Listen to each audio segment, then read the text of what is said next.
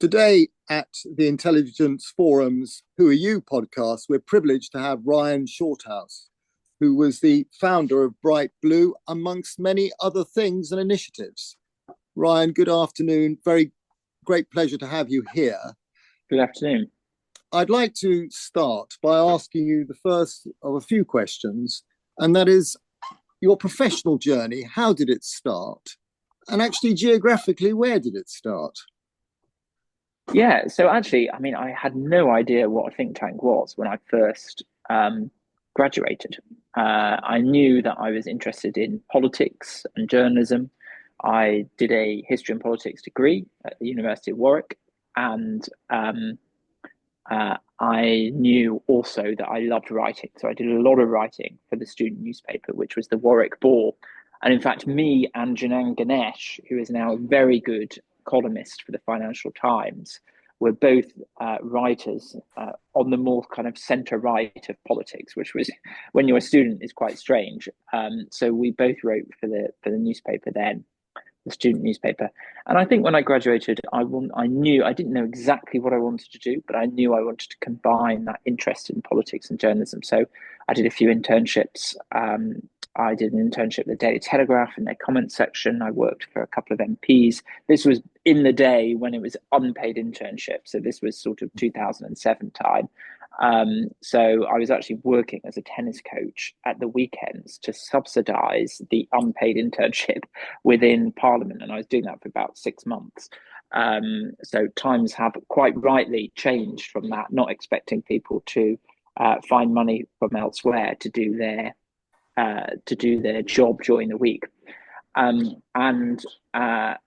because I'm not from London originally, so people who've got parents within London, within the M25, obviously are well placed. But I'm from Nottinghamshire originally, so I grew up just in a place called Mansfield, and went to school around there, and then at 18 left that area to go to Warwick, and then lived in London really until very recently when I had my first child. So I now live in Cambridge area, basically. So the classic example of moving out of London because you need more space. So anyway, I didn't know what a think tank was, and I basically got into working with an MP who finally gave me a paid job, and that was David Willits, who was the Shadow Education Secretary at the time. Worked with him for a couple of years, and then became an advisor to the Conservative Party on family policy, children and families policy. And it was on the eve of the Conservatives coming to power in 2010. A very exciting time. When you're in opposition, you don't have any civil servants helping you with policy. So it's all done by these sort of young, ambitious 20-somethings like myself. So you got a lot of exposure to very senior people, meetings with David Cameron, Michael Gove, Steve Hilton, and contributing to what was the next government's policy programme on families and children. And David Cameron initiated what was called the Childhood Review, which is this big review of children's policies, because UNICEF did a report in 2008 and it showed that the UK was one of the worst places to grow up as a child. So I worked on that childhood review, authored it, and then that was published by the Conservative Party to contribute to the election manifesto. And so 2010 came, the Tories won, and I didn't go into government as a special advisor, but instead went to work at a think tank called the Social Market Foundation. And my old boss, David Willits, who gave me my first chance into politics, basically, got me into the world of wonkery, of think tanks. I didn't know about it before, but he himself, before coming into politics, worked at think tanks and was very cerebral and constantly did work with think tanks and spoke to think tanks. So that's really how I got to know about think tanks. And then I went to work at one, and I worked there for about 3.5, 4 years as a research fellow, focusing on education and social policy. And really, that for me was an apprenticeship in knowing how to run a small business. It was a very small think tank. So you get your hands dirty in everything from writing research papers to organizing and convening events, for dealing with journalists, for even fundraising. So it gave me, working in that small business environment, the skills to know how to run my own think tank. And I think really I spotted a gap in the ideas market around 2014, which was there was no real think tank which represented that fusion of liberal and conservative ideas, which were manifest in the coalition government of that time in the early 2010s.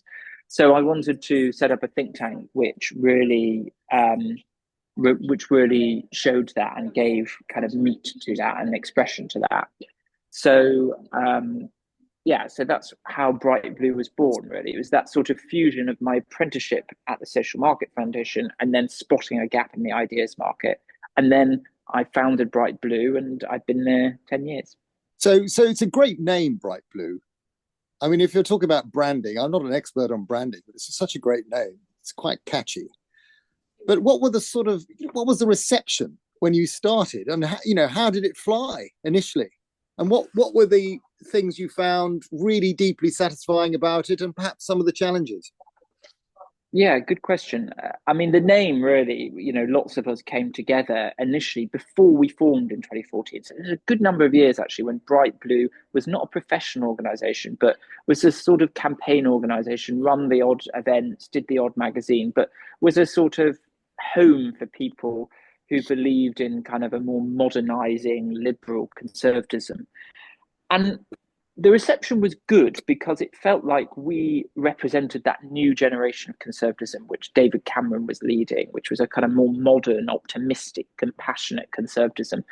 And so we were associated with that. We were seen as the kind of next generation of that to take it forward. So it had a lot of energy. It was well timed. It had a lot of energy behind it. And because of my relationships in the political world, I was able to get, for our first ever book, which came out in 2014, I was able to get very senior politicians and writers to write for it. And that caused huge amounts of media coverage. We got national newspapers saying, this is what modernisers think. This is how to refresh the Conservative Party after 4 or 5 years of being in government.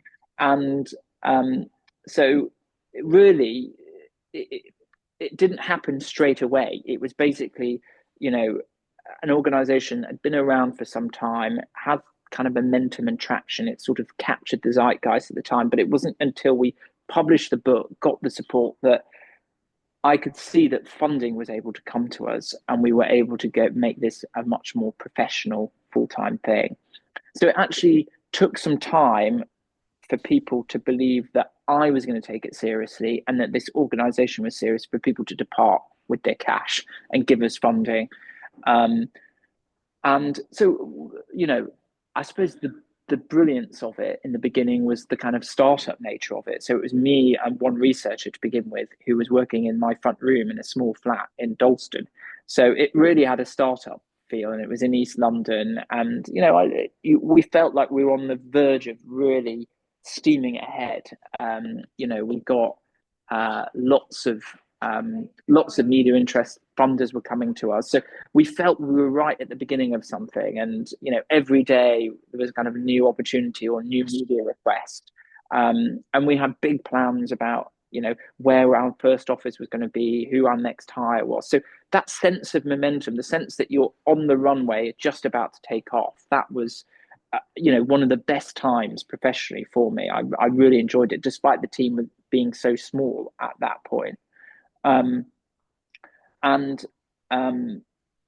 Every media request at that point was taken. You wanted to get out there, get your name out there, show traction. It's very different now. We're very much like we shouldn't choose every media request. We need to be more discerning and make sure that we pick the topics which are most appropriate for us. In terms of the challenges, I think two basically stand out. The first is, I think interestingly, in terms of the source of funders we had, a lot of the people associated with the Conservative Party, the donors, tend to be much more libertarian and to the right. And we were seen as much more of a centrist, modernising, moderate force. So actually, the pool of funders that we could go to was quite restricted. We had to basically go to much more established organizations, corporates, and grant giving organizations. So the process for applying for funding for those organizations was much more bureaucratic, time consuming, lengthy, doing grant applications all the time, rather than getting funding from individual donors who would give you funding, no strings attached, because they believed in what you were coming out with. So that was a challenge, really. So it's made us, as a result, an organization which is a lot more disciplined, a lot more professional, because we're trying to get the funding support of those professional organizations rather than passionate individuals. But it was a challenge in terms of scaling up much quicker. It was much more of a gradual rise. And then I suppose the other challenge is, as all startups face, is of, your first staff, because when you are building a small business, you really need people to get their hands dirty in everything that you're doing. They need to be totally passionate about it, really dedicated to it, and willing to kind of roll their sleeves up and do various different things. And actually, the work that we do at think tanks is quite unique. A lot of people haven't even heard what a think tank is. Certainly I didn't when I graduated. But also the skills that you need, the long form writing, the original analysis and policy making that you come out with. You have to be very thoughtful, precise, exacting in the way that you work. And it's not suited to everybody. Not everyone thinks they're interested in ideas but to be in a think tank, you also need to be really interested in research and how you structure long form writing and how you do it in a really exacting and precise manner. And that's quite a task, and not everybody's up for it. So, what I would say is that hiring staff, finding the right person, motivating the people who are right, is always a challenge. And, if a company is going to really set off and take off and really go somewhere, you've got to get the team right. And in those initial months and years, getting the right team is really important. And if you don't, it can really break that trajectory. It's not just about the product that you have and the idea that you have, it's the team behind it. And so I did have some difficulty getting the right people, getting the right team, and then also holding on to the people who are very good, because people who are young and really talented get spotted, and if they're doing great work for you, they'll get spotted by somebody else. So that's a challenge still today, to be honest. Well, while you're here, I can't resist but asking you, and it's your perspective, which we totally respected, and that is social mobility, which is something I'm sure you look at a great deal. Your views on that, and regarding the education sector. I saw you published an article in The Guardian not so long ago on grammar schools. Can we just have some of your thoughts? Yeah, no, it's a good question.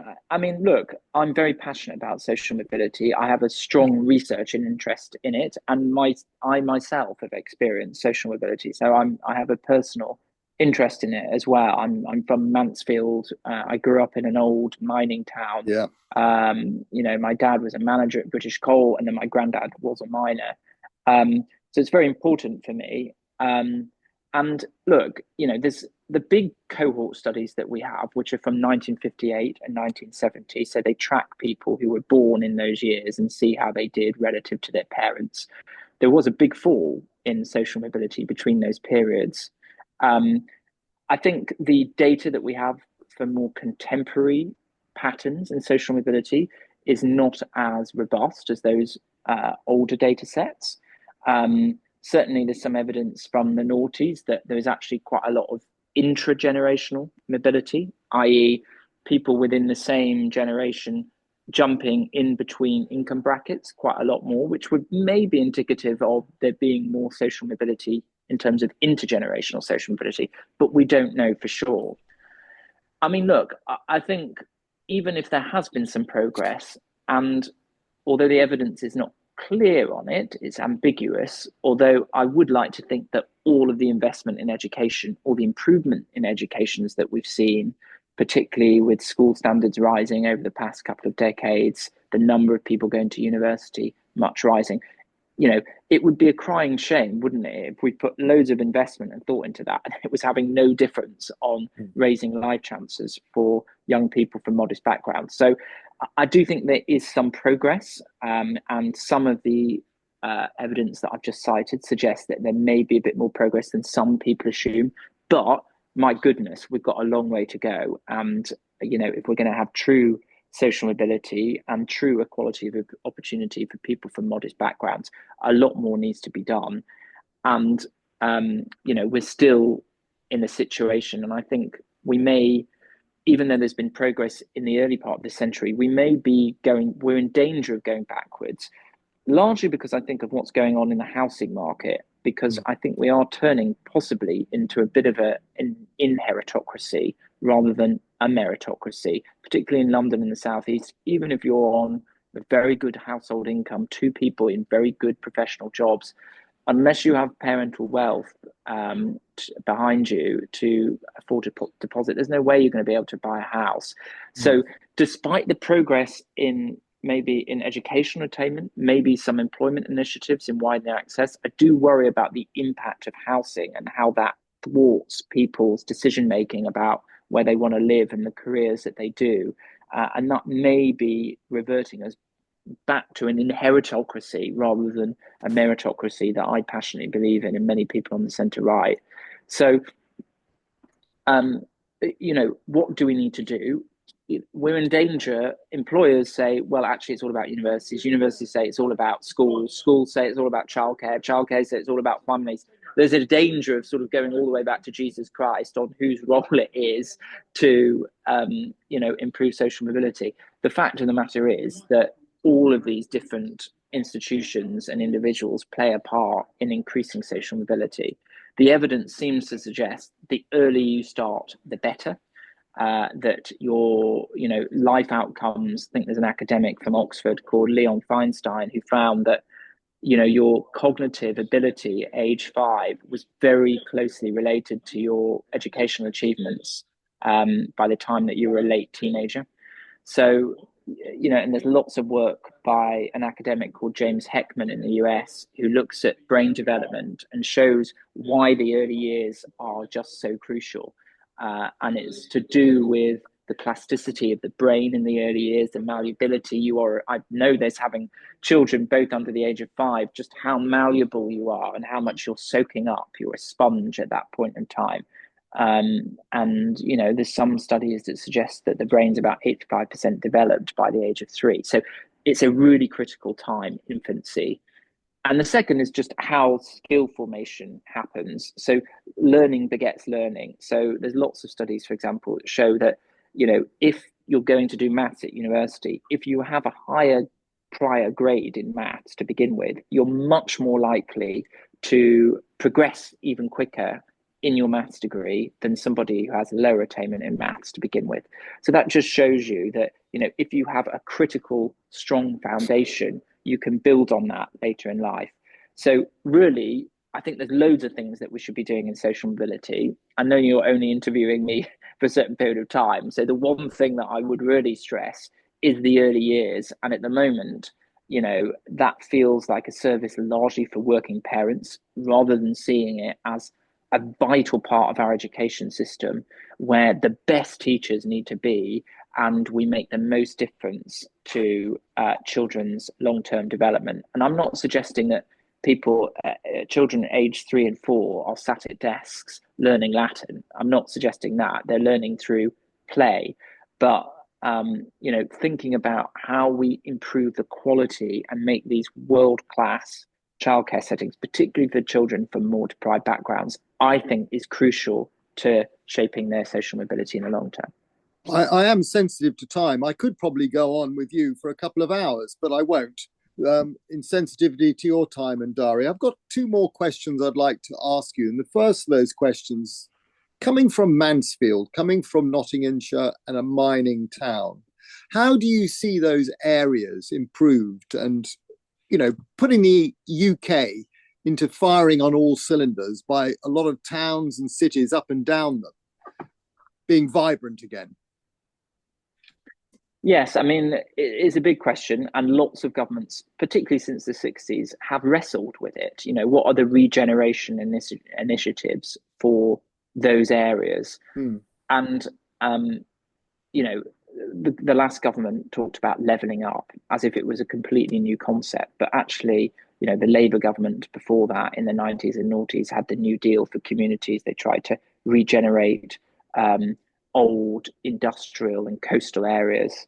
And then the Conservatives before that in the 90s did a lot through the single regeneration budget. So there's been countless initiatives like this since the late 60s, particularly as you saw the kind of phasing out of old industry, whether that's coal mining, shipbuilding, things like that. Um, so my understanding of the evidence is that the most important thing really is to do with the level of public and private investment into those areas. And what's particularly critical is the form of private investor and private investment. So the government has looked at things like investment zones and free ports where they try and improve tax incentives for people to go into those areas. But also, you know, it's a bit of a chicken and egg, but because to get into those areas, employers also need to feel like, well, there's the labor market, there's the job, there's the skills there for people to do the jobs that we need to do. So, you know, I do think tax incentives are one part of it, but also having a skilled workforce and having people who are motivated and skilled in those areas to do the jobs that are needed is also critical.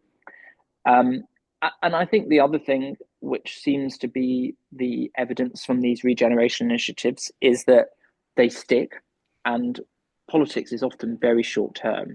Understandably, because politicians are trying to come up with shiny new things, sell those to the electorate. So the electorate goes, yes, I'll vote for them. But actually, a lot of these regeneration initiatives take time. It's going to take not just years, but decades to turn around uh, communities that are so-called left behind and have been, you know, really hollowed out as a result of um, the decline of main employers in those areas. So, you know, it's also about being patient with the initiatives that you put in and making sure that you know, you see them through and you evaluate them properly. I think the other thing to say is that it's not just about economic opportunities, although that's really important, and making sure that, you know, private sector companies and also the government are investing in those areas, providing jobs in those areas. It's also making sure that those areas feel livable and connected, that there is a kind of social capital in those areas. And I think policymakers need to think a lot more about what are the institutions that can bring people together, and what are the points in time where people are more open to connecting with different people, because we know that those connections, we know in the business world that connections are really important for creating opportunities, and they are in these so-called left behind communities in terms of people getting advice on stuff, seeking out new opportunities, getting job opportunities. So how do you create those connections in areas where trust might be low, where there's less neighborliness? And that's also, I think, a really critical thing, and thinking about the institutions that bring people together. And, you know, I know this as a young father myself. Often having children can be a real social glue. You're more likely to meet new parents and new Hmm. people because of the activities that you want to do for your children. So really thinking about that as a real good trigger point, turning point to connect people in communities, I think is crucial. I know this is the last question, and I know you're very involved with Bright Blue. You continue to be so. What plans have you got for the future? You're from where I'm sitting, a very young man. Therefore, there's a lot of years ahead of you. So, your plans? Yeah, great question. I mean, look, I've run Bright Blue as chief executive for 9, 10 years, and I'm now the exec chair. Yeah, And so my role now is focused much more on fundraising, making sure there's enough funding in the organisation to keep it going, and profile raising. big job. Um, a big job, yes, and the proper role for a chair. But I'm still an executive chair because I still need to earn a living. That's really important. But I have really got a kind of entrepreneurial bug, an entrepreneurial desire now. So I think for me, the next steps, the next 10 years, is to build a company where a lot of the things that I've been talking about, theorizing about, saying we need more action on, writing newspapers, appearing on TV, that sort of thing. I want to put that into practice a bit and build a product, build a service that can, particularly improve social mobility. So, I'm trying to work on a project at the moment where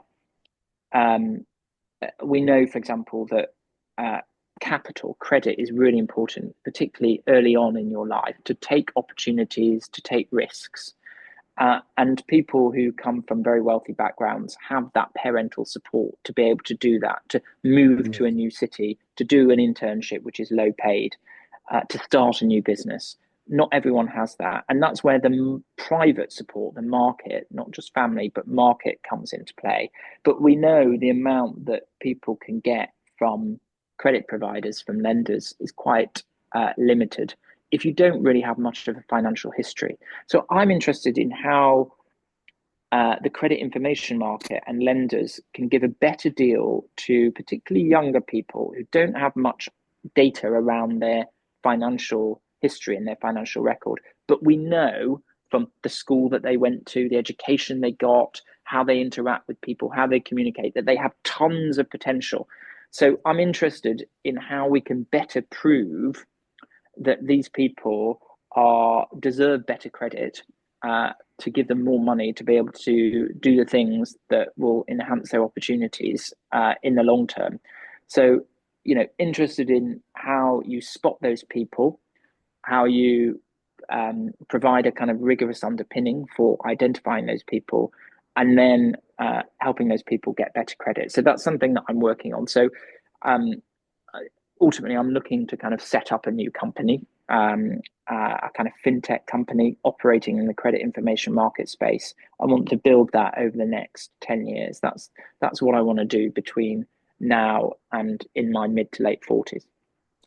Well, I wish you, the very best of success in everything you're doing. And I just want to say it's been a great privilege to have you here today. And, thank you for your time, which I know is precious. So it's deeply appreciated. Well, thank you, Harry. Thank you for having me on. I really appreciate you inviting me, and good luck with everything. Thank you very much indeed.